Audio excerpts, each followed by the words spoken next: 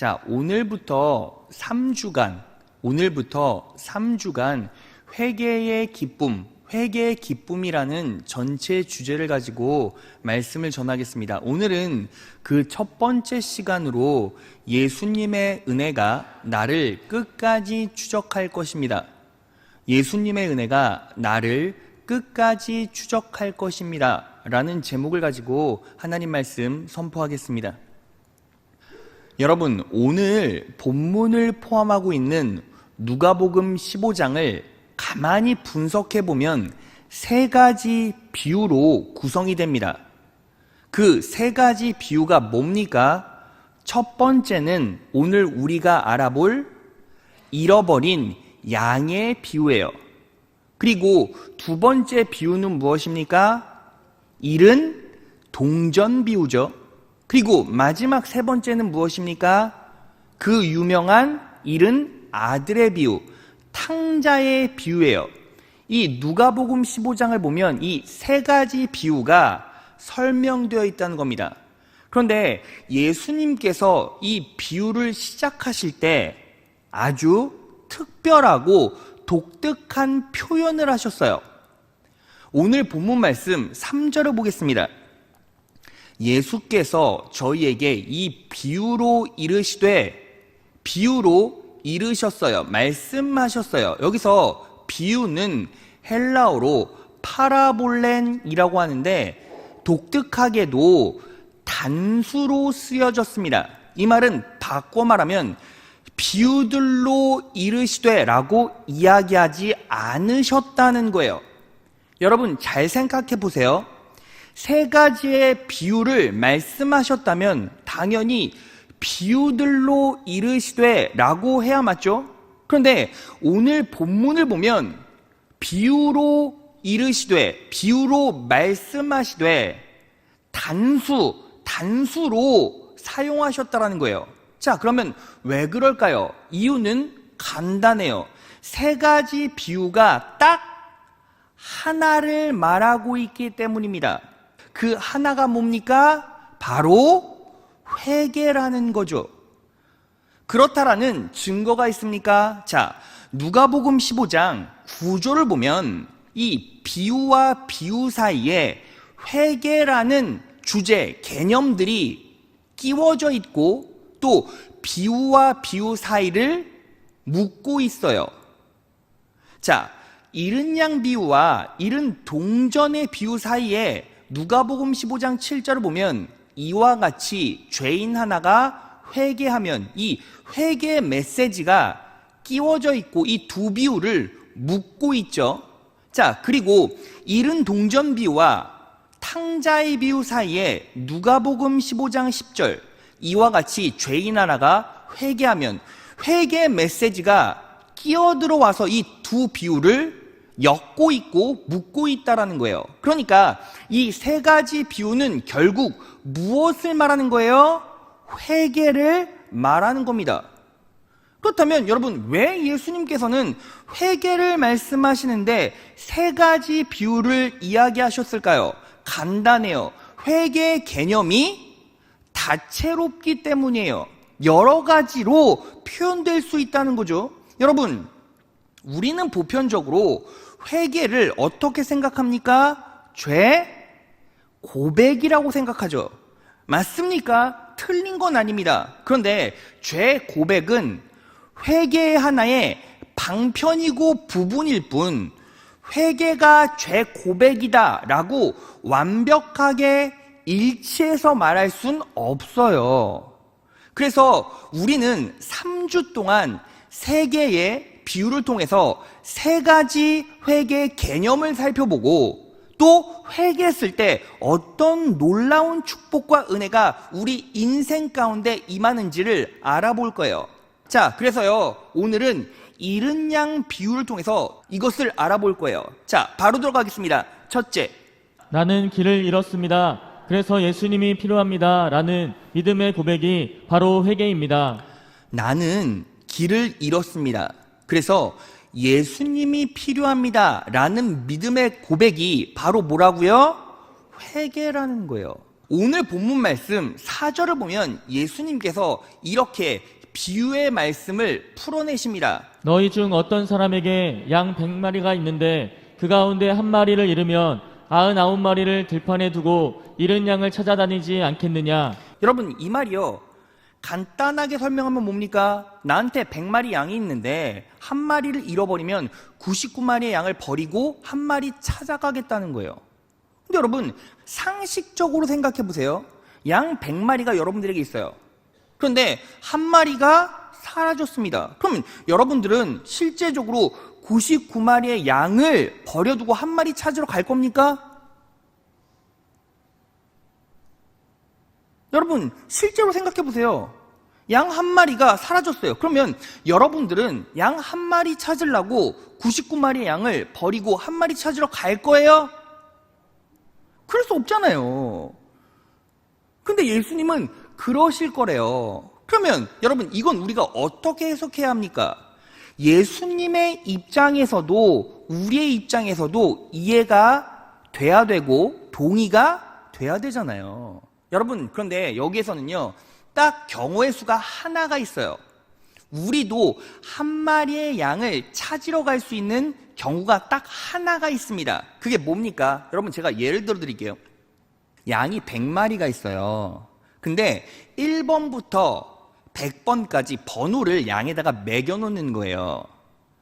근데 1번부터 99번까지의 양은 한 마리에 10,000원이에요. 얼마라고요? 10,000원이요. 자, 그러면 1번부터 99번까지의 양을 다 합치면 그 가치가 얼마입니까? 99만 원이에요. 근데 100번째 양, 100번 양이요, 한 마리에 1억인 거예요. 얼마라고요? 1억이요. 그럼 여러분 잘 생각해 보세요. 그럼 그 한 마리 양, 100번째 양, 1억짜리 양이 사라졌으면 우리는 어떻게 합니까? 99마리의 양은 팽겨쳐두고 그거 찾으러 가죠. 왜요? 1억이니까. 여러분, 예수님이 지금 무슨 말씀하시는지 아십니까? 바로 이 한 마리의 양이 남은 99마리, 99마리의 양보다 가치가 있다는 거예요. 자, 그러면 예수님께서 이 비유를 왜 말씀하셨을까요? 예수님께서 말씀을 선포하실 때 그 자리에는 두 무리가 있었어요. 첫 번째 무리는 세리와 죄인이었고, 나머지 무리는 바리새인과 율법학자였습니다. 그런데 그 안에서 작은 소동이 일어났어요. 오늘 본문 말씀 누가복음 15장 1절에서 2절이에요. 세리들과 죄인들이 모두 예수의 말씀을 들으려고 그에게 가까이 몰려들었다. 바리새파 사람들과 율법학자들은 투덜거리며, 여기서 투덜거리며 라는 말은 원망하다, 불평하다 라는 의미예요. 그러니까 이 바리새파 사람들과 율법학자들은 예수님을 향해 불평을 늘어놓았고 원망했다는 거죠. 그럼 왜 그랬습니까? 다음에 나오죠. 이 사람이 죄인들을 맞아들이고 그들과 함께 음식을 먹는구나 라고 나와 있어요. 예수님이 죄인들을 받아주시고 인정해주시고 그들과 함께 밥을 먹었다는 거죠. 여러분, 유대인의 사고체계에서 밥을 같이 먹는다는 건 어떤 개념인지 아십니까? 식구라는 뜻이에요. 가족이라는 뜻이에요. 그러니까 여러분, 바리새인과 율법학자들 입장에서 세리와 죄인들은 어떤 존재입니까? 부정한 존재죠. 세리는 어떤 사람입니까? 로마의 지배 아래서 세금을 걷었어요.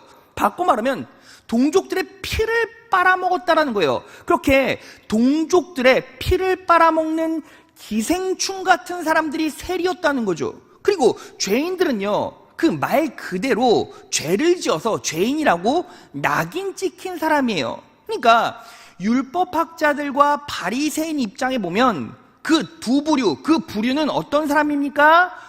부정한 사람이에요. 그러면 부정한 사람은 어떻게 됩니까? 이미 저주 받은 사람이고 죽으면 어디 가요? 지옥 가요. 이미 버려진 사람이라는 거죠.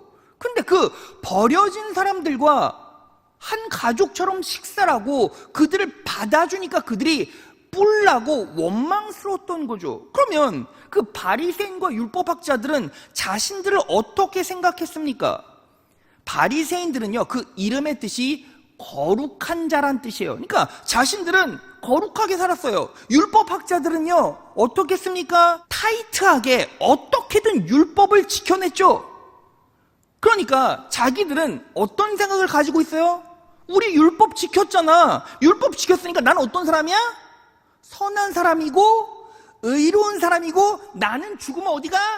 천국 가. 이미 나는 의인이고 선인이고 구원받았기 때문에 나는 이미 죽으면 천국 간다고, 나는 이미 구원이 임한 사람이야 라고 인식하고 있었어요. 그런데 예수님이 보시기에 그 두 부류는 실제로 어땠습니까? 정반대였다는 거죠. 왜 그렇게 설명할 수밖에 없습니까? 자, 여러분 오늘 본문을 보면요, 세리와 죄인들이 어떤 모습을 하고 있었습니까? 자, 먼저 세리와 죄인의 모습을 볼까요? 세리들과 죄인들이 모두, 이 모두라는 말이 중요합니다. 세리들과 죄인들이 모두 예수님의 말씀을 들으려고 그에게 가까이 몰려들었대요. 그러니까 이 말은 무슨 뜻이냐면, 예수님이 말씀을 설파하실 때 그 자리에 있었던 세리와 죄인들 모두는 예수님의 말씀에 집중했다는 거죠. 근데 여기서 우리는 잠깐 이 유대인들, 그 시대적 상황의 배경을 알아야 돼요. 여러분, 당시 세리와 죄인들은 두 부류의 세리와 죄인들이 있었어요. 첫 번째는요, 자신이 죄를 짓고 싶어서 지은 세리와 죄인들이 있었어요. 그러니까 쉽게 말해서 나 잘 먹고 잘 살라고, 내 욕망이 이끄는 대로 나 잘 먹고 잘 살기 위해서 내 동족들 피 빨아먹을 거야, 세금 거둘 거야, 부정한 짓 저지를 거야. 죄 짓고 싶어서 지은 세리와 죄인들이 있었고, 또 한 부류는요, 세상의 시류에 내가 원하지 않았지만 휩쓸려서 세상의 그 높은 무서운 파도에 휩쓸려서 나는 원치 않았지만 어쩔 수 없이 죄를 지을 수밖에 없었던 세리와 죄인들이 있었어요. 자, 그러면 그 세리와 죄인들은 마음 가운데 어땠을까요? 죄를 지을 때마다, 동족의 세금을 걷어들일 때마다 마음 한켠에는 언제나 죄책감이 있었다는 거죠. 그리고 그들은 똑같은 유대인들이었기 때문에 어땠겠어요? 죄를 지을 때마다 나도 하나님 믿는 사람이었고 하나님의 백성이었는데 나는 저주받아 죽을 거야, 나는 이렇게 살다가 지금 잠깐 몸은 편하지만 죽으면 지옥 갈 거야 라는 생각을 초질관했을 거란 말이죠. 그런데 그런 사람들 앞에 누가 나타났습니까? 예수님이 나타나신 거예요. 예수님의 소문을 들었어요. 예수라는 분이 계신데 그분은 말씀을 전할 때마다 구원의 능력이 있고 치유의 능력이 있고 그분의 말씀은 산 소망이 있대. 그리고 세리와 죄인들도 받아주시고 안아주시고 한 가족 삼아주신대. 우리는 길을 잃어버렸잖아. 지금 조금 입에 풀칠하고 잘 먹고 잘 사는 것 같아도 마음 한켠에서는 언제나 갈급함이 있고 아픔이 있고 죄책감이 있잖아. 그러면 우리는 어떻게 살아야 할까? 그래, 예수님을 찾아가 보자. 예수님은 소망 되시고 회복의 능력 되시고 그분 안에 구원이 있다고 하니 우리 가보자. 우리는 길을 잃었으나 예수님을 만나면 어떻게든 회복되고 치유될 거야 하고 세리와 죄인들이 예수님 앞에 왔다는 거죠. 그래서 예수님 앞에 있었던 세리와 죄인들 모두는 예수님의 말씀에 집중했다는 거예요. 근데 반면에 이 바리새인과 율법학자들의 모습은 어땠습니까?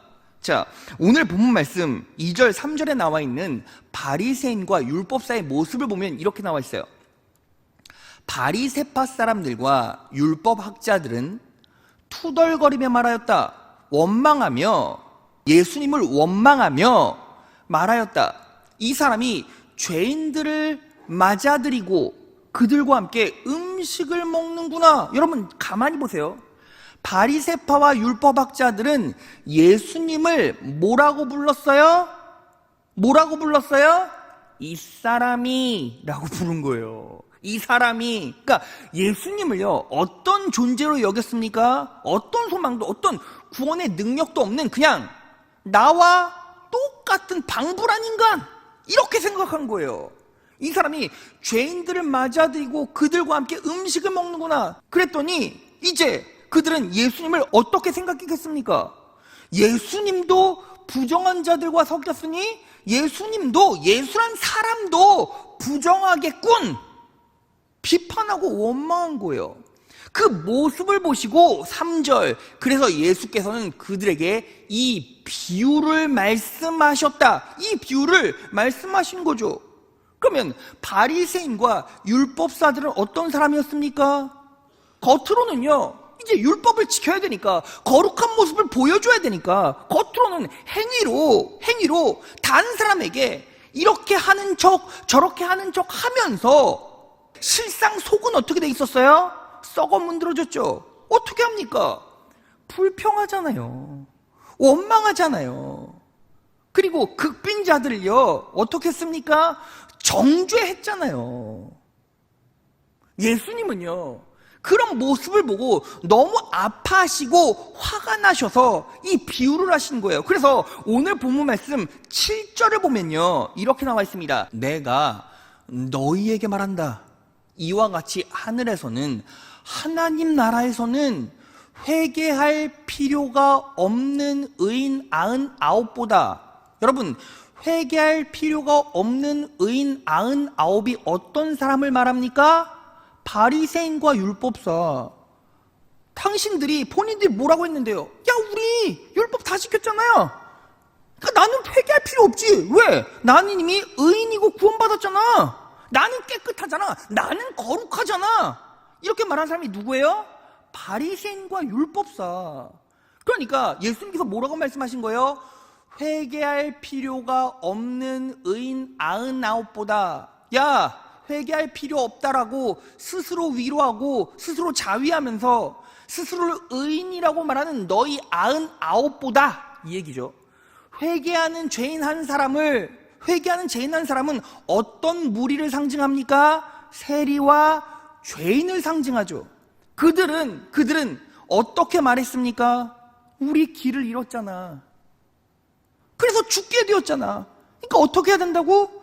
예수 찾아가 보자고. 우리는 예수가 필요하잖아. 우리는 예수님이 필요하잖아. 그런 고백을 한 명, 세리와 죄인들은요, 하나님께서 기뻐하신다는 거예요. 자, 그럼 여기에서 회개의 개념이란 결국 무엇입니까? 예수님이 필요합니다. 왜요? 나는 원래 결핍된 존재였고 길을 잃은 존재였으니까요. 길을 잃었습니다. 그래서 예수님이 필요합니다. 길을 잃었습니다. 그래서 예수님이 필요합니다. 라는 절절한 고백을 하는 그 사람이 뭐예요? 바로 회개하는 자라는 거죠. 그래서 우리는 어떻게 살아야 합니까? 매 순간 우리는 무엇을 알고 무엇을 느끼고 무엇을 인식해야 합니까? 여러분, 우리는요, 말씀에 비추어 보면 언제나 결핍된 자잖아요. 자격 없잖아요. 삶을 살다가 하나님 뜻대로 살려고 해도 하나님 뜻대로 살지 못하고 세상의 파도와 세상의 경향성과 세상의 유행과 세상의 문화 때문에 어때요? 우리는 또 넘어지고 쓰러졌잖아요. 그래서 방황하고 길을 잃었잖아요. 우리는 예수가 필요한 존재잖아요. 믿으십니까? 그래서 우리는 매 순간 회개의 능력으로 살아야죠. 그게 무엇입니까? 나는 길을 잃었습니다. 나는 부족한 자입니다. 그래서 나는 예수님이 필요합니다. 이 고백을 할 수 있는 자들에게 우리 예수님께서 놀라운 축복과 은혜를 쏟아부어 주신다는 거예요. 믿으십니까? 자, 그러면 어떤 은혜를 쏟아부어 주실까요? 자, 둘째, 양으로 살겠습니다 라고 다짐하는 자들에게 예수님께서는 끝까지 은혜로 추적하여 주십니다. 둘째, 양으로 살겠습니다 라고 다짐하는 자들에게 예수님께서는 끝까지 은혜로 추적하여 주신다는 거죠. 여러분 보세요. 내가 길을 잃었습니다 라고 고백한다면 예수님의 비유 속에서 나는 어떤 존재예요? 길 잃은 양이죠. 그러니까 결국 이 회개의 고백은 나는 뭐로 살겠습니다 라고 고백하는 거예요? 양으로 살겠습니다. 여러분, 양으로 산다는 게 결국 뭐예요? 나는 부족하고 연약하나 목자가 필요한 존재입니다. 이 고백 아닙니까? 그런데 이렇게 양으로 살겠습니다라고 고백할 때 우리 예수님께서 놀라운 축복과 은혜를 막 쏟아부어 주신다는 거예요. 그러면 어떤 놀라운 축복과 은혜를 쏟아부어 주십니까? 자, 오늘 본문을 보면 4절 상반절에 이렇게 나와 있어요. 너희 가운데서 어떤 사람이 양 100마리를 가지고 있는데 그 가운데서 한 마리를 잃으면, 여러분, 그 가운데서 한 마리를 잃으면이라고 나와 있죠. 여기서 잃으면이라는 표현이 아주 독특해요. 이 잃으면이라는 표현은 헬라어로 아폴림이라고 하는데 상실하다, 멸망시키다라는 의미예요. 그런데 이 뜻은 능동적인 행위를 말합니다. 그러니까 이걸 아주 쉽게 설명하면 이런 거예요. 양 한 마리를 잃어버렸는데 이건 지가 나가서 스스로 사라진 게 아니라 이 양이 사라진 건 양의 책임이 아니라 내 책임이라는 거예요. 내 책임. 목자의 책임, 내 책임이라고 예수님께서 말씀하시는 거예요. 자, 이 아폴리미의 다른 용례를 찾아보겠습니다. 마태복음 27장 20절이에요. 대제사장들과 장로들이 무리를 권하여 바라바를 달라하게 하고 예수를 죽이자 하게 하였더니, 여기서 죽이자라는 말이 아폴림이죠. 그러면 예수님께서 나를 죽여라 라고 말씀하셨습니까? 아니요. 대제사장들과 장로들이 예수를 죽이자 우리가 죽이자 라고 말했죠. 그래서 이 죽이자가 나의 능동적인 행위, 죽이자 이렇게 말했잖아요. 그러니까 양을 잃어버렸습니다, 이 아폴림의 표현은 양의 책임이 아니라 이 길 잃어버린 양의 책임은 누구에게 있다? 나에게 있다. 예수님께서 스스로에게 있다라고 말씀하신 거예요. 여러분, 왜 이게 놀라운 은혜냐면, 여러분, 실제로 양은요, 왜 길을 잃어버리죠? 현실에서는 목자의 책임일 수도 있고 양의 책임일 수도 있지만 성경책에서는 이 구원의 행로를 보면요, 결국 양이 사라진 이유는 100% 양의 잘못이기 때문이에요. 말씀으로 확인해 볼까요? 이사야 53장 6절을 보면 우리는 다 양 같아서 그릇 행하여 각기 제 길로 갔거늘. 우리는 양 같아서요, 마음대로 산다는 거예요. 각기 제 길로 갔대요. 그리고 여러분, 시편 23편을 보면 다윗이 여호와는 나의 목자시니, 하나님이 나의 목자십니다, 바꿔 말하면 나는 양입니다 라고 고백한 거죠. 근데 시편 23편 4절에 뭐라고 나와 있습니까? 내가 사망의 음침한 골짜기로 다닐지라도. 여러분, 목자가 양을 사망의 음침한 골짜기로 끌고 갔습니까? 아니요. 내가 사망의 음침한 골짜기로 다닐지라도 내가 양이, 그러니까 양이 본인 의지로 사망의 음침한 골짜기로 갔다는 거예요. 여러분, 결국 구원받지 못한 사람들 이유가 뭡니까? 본인이 죄짓고 본인이 넘어져서 본인이 끝장난 거 아닙니까? 실상 그렇다는 거죠. 그런데 놀라운 사실이 뭐예요? 양은 스스로의 잘못 때문에 길을 잃었지만 우리 하나님께서는, 우리 예수님께서는 이걸 정확하게 어떻게 표현하셨어요? 내 책임이다라고 말씀하시는 거예요. 그래서 뭐라고 말씀하십니까? 오늘 본문 말씀 누가복음 15장 4절을 보면 이렇게 나와 있어요. 그 잃은 양을 찾을 때까지 찾아다니지 않겠느냐. 여러분, 찾을 때까지 찾아다니지 않겠느냐, 이게 뭐예요? 목숨 걸겠다는 거예요. 여러분, 유대 지역은요, 해가 저물면요, 그냥 목자들이요, 양 잊어버려도 바로 집으로 가요. 양 우리로 다 들여보내고 다 집으로 가요. 왜요? 밤에 양 한 마리 찾으러 가다가 어떻게 됩니까? 늑대와 들짐승한테 잡아먹혀요. 양도 죽고 본인도 죽을 수도 있어요. 그래서 해 지면요, 양 찾는 거 다 포기하고 뭐 하는 거예요? 그냥 집으로 간다니까요. 근데 예수님께서 뭐라고 말씀하세요? 그 잃은 양을 찾을 때까지 찾아다니지 않겠느냐, 찾을 때까지 찾아다니지 않겠느냐. 이 말은 뭐예요? 목숨 걸겠다는 거예요. 그리고 5절, 또 찾은즉 즐거워 어깨 맨대. 여러분, 어깨 맨다는 게 무슨 뜻입니까? 어깨 들쳐맨다. 바로 그 인생 전체를, 존재 전체를 견인한다는 거예요. 들어올린다, 견인한다는 거예요. 자, 그러면 예수님의 은혜의 실체가 무엇입니까? 죽기까지 그 양을 찾고 찾다가 찾아서 뭐 한다고요? 그 전 존재를 견인한다고요. 믿으십니까? 무엇을 말하는 거예요? 예수 그리스도의 십자가의 구속에 은혜를 말하는 거예요. 자, 그렇다면 증거를 봅시다. 자, 그림 보겠습니다. 보세요. 예수님께서는요, 십자가를 짊어지시고 골고다 언덕으로 올라가셨죠. 근데 그 십자가는 정확하게 무엇을 예표합니까? 우리의 죄죠. 우리의 죄. 우리의 죄를 걸머지시고 골고다 언덕으로 올라갔죠. 지금 목자가요, 끙끙대면서 양을요, 어깨에 맸어요. 걸쳐 맸어요. 자, 그런데 이 양은요, 무엇을 상징합니까? 자기가 잘못해서 자기가 사망의 음침한 골짜기로 갔다가 죽을 수밖에 없는 상황인데 구해서 걸쳐 메고 온 거예요. 그러면 이 양은요, 정확하게 무엇을 상징합니까? 죄에 빠진 우리, 죽을 수밖에 없었던 우리를 상징하죠. 근데 예수님께서 뭐 하셨다고요? 죽을 수밖에 없는 우리를, 죄덩인 우리를 걸쳐 메고 살려 오셨다고요. 내 전 존재를 견인하여 주셨다고요. 믿으십니까?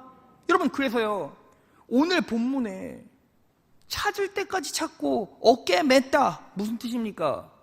내 목숨을 걸고 너를 찾아 너의 전 존재를 견인했다, 무슨 뜻입니까? 내가 너 때문에 십자가에 못 박혀 죽었다는 뜻입니다.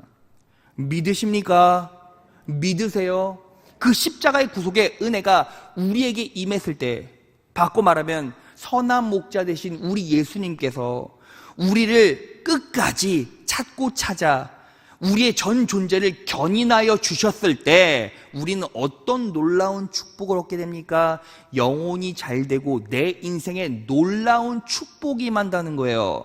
믿으십니까? 그렇다라는 증거가 있습니까? 자, 말씀이 약속하고 있습니다. 시편 28편 9절이에요. 다 같이 읽겠습니다. 시작. 주의 백성을 구원하시며 주의 산업에 복을 주시고 또 저희의 목자가 되사 영원토록 드십소서. 자, 보세요.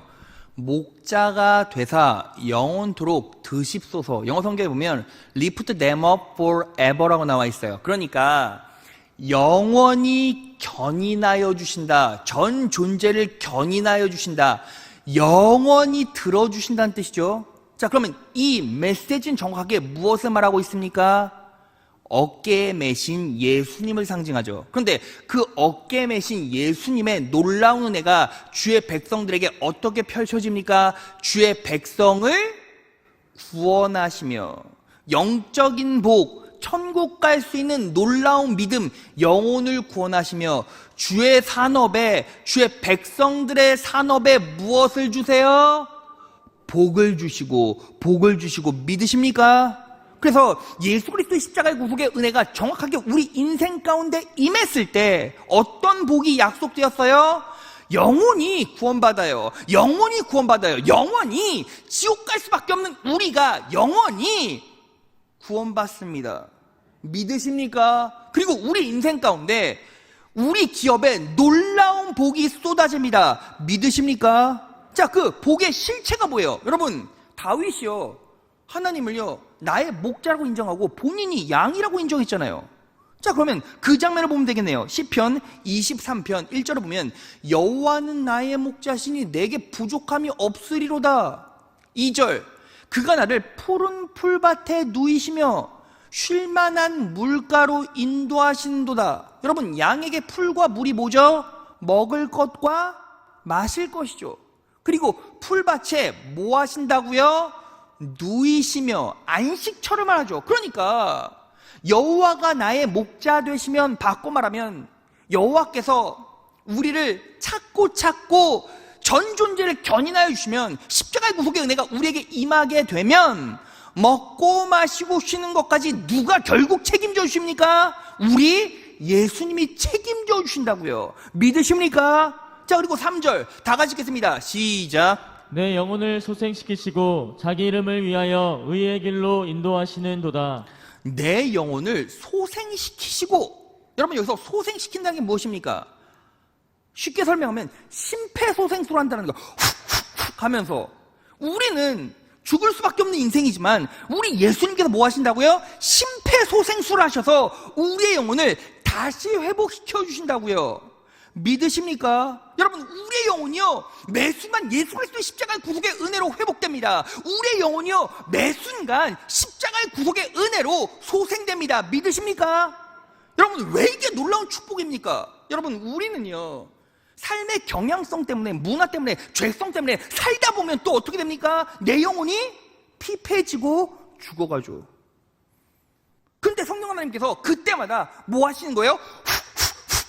뭐 하시는 거예요? 영혼을 소생시켜 주세요. 영혼을 소생시켜 주세요. 여러분들 가운데 두려움이 몰려왔을 때, 염려함이 몰려왔을 때, 아픔이 몰려왔을 때, 무서움이 몰려왔을 때, 그때마다 우리 성령 하나님께서 말씀을 통해 역사해 주셔서 뭐 하신다고요? 영혼을 소생시켜 주신다고요. 믿으십니까? 여러분, 그리고요 우리 예수님께서 뭐라고 말씀하십니까? 자기 이름을 위하여 의의 길로 인도해 주신대요. 그래서 결국 어떻게 됩니까? 6절. 내 평생의 선하심과 인자하심이 반드시 나를 따르리니 내가 여호와의 집에 영원히 살리로다. 여기서 따르리니, 내 평생의 선하심과 인자심이 반드시 나를 따르리니 라는 말은 히브리어로 추적하다라는 거예요. 이 말은 무슨 뜻입니까? 내가 여호와의 집에 영원히 살리로다.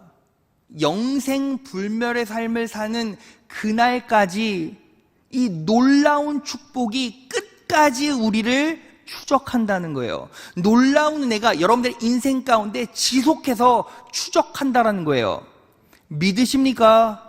여러분, 그런데 제가요 여러분들에게 꼭 말씀드리고 싶은 게 있어요. 제가 이 말씀을 묵상하다가 갑자기 자기 이름을 위하여 의의 길로 인도하신도다 라는 부분에서 마음이 쩡 하는 느낌이 들었어요.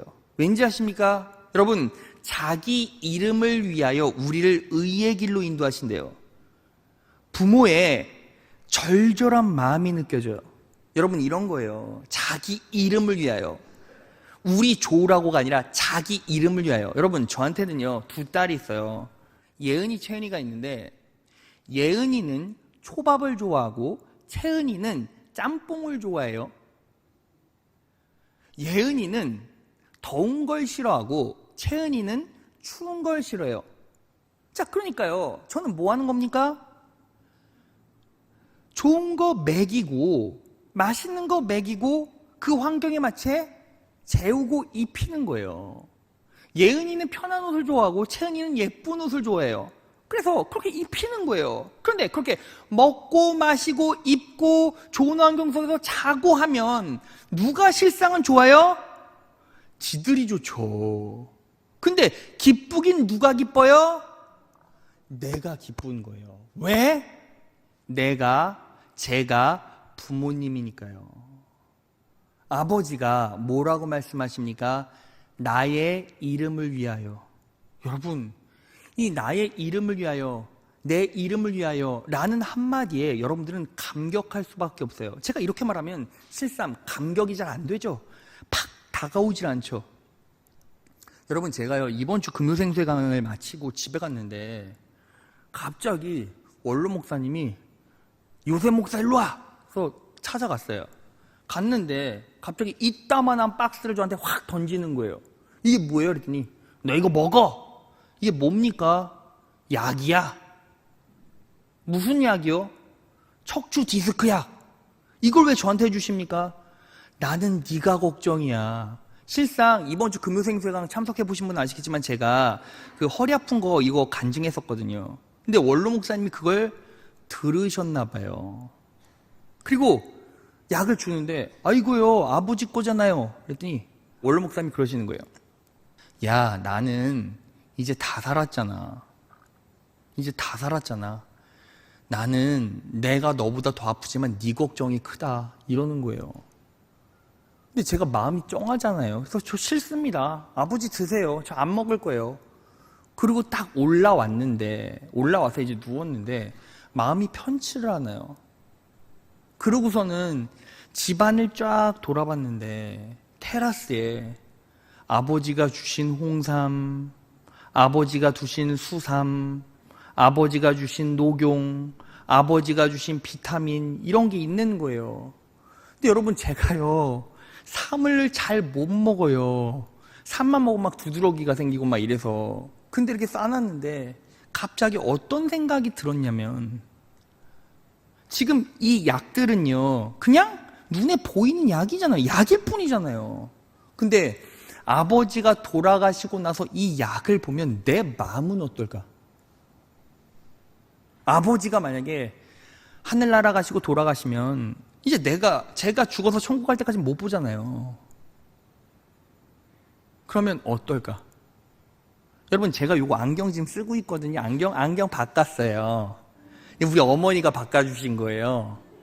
근데 만약에 어머니가 돌아가시면 이 안경을 쓰고 있다 거울을 보고 이 안경테를 보면 제 마음은 어떨까? 어머니 아버지가 안 계시면 약통을 보고 안경테 하나 봐도 마음이 무너질 거예요. 마음이 너무 아플 거예요. 원로 목사님이 저에게 주신 믿음의 유산, 예수 그리스도를 위해서 목숨을 걸어라. 제가 예수 그리스도를 위해서 목숨을 걸고 치열하게 사역할 때 갑자기 아버지 생각이 나면, 갑자기 어머니 생각이 나면 얼마나 마음이 아플까요? 그렇지 않습니까? 이러시는 거예요. 야, 나는 이제 얼마 안 남았고 나는 네 걱정밖에 없다. 여러분, 예수님께서 십자가에 못 박혀 돌아가신 게 뭔지 아십니까? 예수님께서 십자가에 못 박혀 돌아가시고 우리에게 영혼 구원과 복을 주셨다. 우리는 그냥 영혼 구원과 복을 받았으니 잘 먹고 잘 살자. 그걸로 끝입니까? 아니요. 여러분들이 진짜 그리스도인이고 여러분들이 진짜 예수 믿는 사람이라면 약통 보고 안경테 보고 야, 잘 보인다. 이거 먹고 건강하다. 라고 끝날 수가 없는 거예요. 내가 정말 예수 믿는 그리스도인이고 예수 그리스도의 십자가의 구속의 은혜를 진짜 누리고 있어서 내 영혼이 구원되었습니다. 내 인생에 축복이 임했습니다. 그걸 실제로 느끼고 바라볼 때 여러분들은 그저 나는 잘 먹고 잘 삽니다 라고 말할 수 있냐고요? 그렇지 않다고요. 왜요?